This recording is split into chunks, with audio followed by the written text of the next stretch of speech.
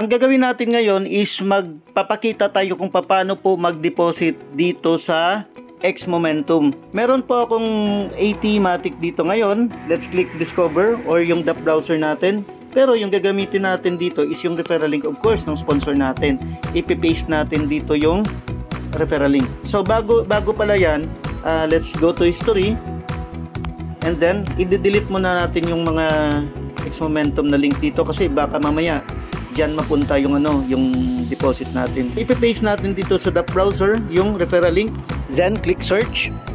Sa upper right, i-click natin yung 3 dots kasi po Trust Wallet yung ginagamit ko. Let's click network. I-click natin yung Ethereum and it's we're going to change it to Matic Polygon. Ayun, naka-Polygon na. Let's click connect. Click yung Trust Wallet. Ngayon, if ganito yung mangyayari na hindi siya makakonect, just click X and click connect again and click directly yung browser wallet. Ayan, connected na kaagad. Or pwede namang hindi ka na mag-click ng Trust Wallet, direkta na lang browser wallet. Now, magde-deposit tayo. Ito, enter amount. Since merong 80 Matic, ilalagay ko 80. Stake. Alright, let's click approve. Smart contract call executed. Ayun, view transaction. So pumasok na.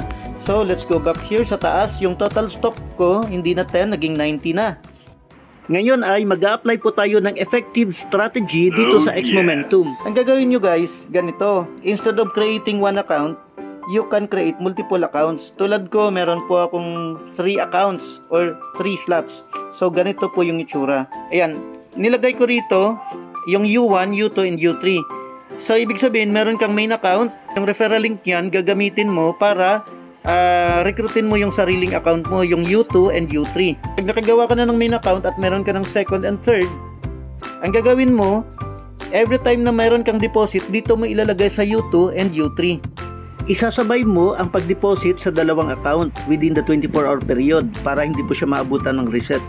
Kikita po yung main account mo ng direct referral na 10%, and kikita rin ng another 10% yung main account sa U3. So, ibig sabihin, meron kang dalawang 10% or dalawang 10 Matic or total of 20 na direct referral.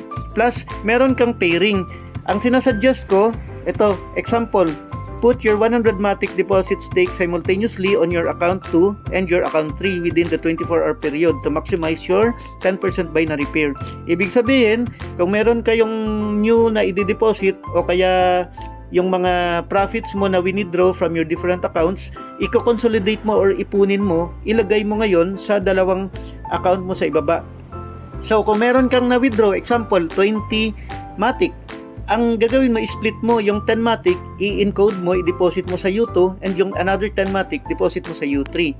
I-enjoy po ng U2 and U3 yung rolling mo or compounding na 2%, plus yung taas mo, kumikita siya ng referral commission na 10%.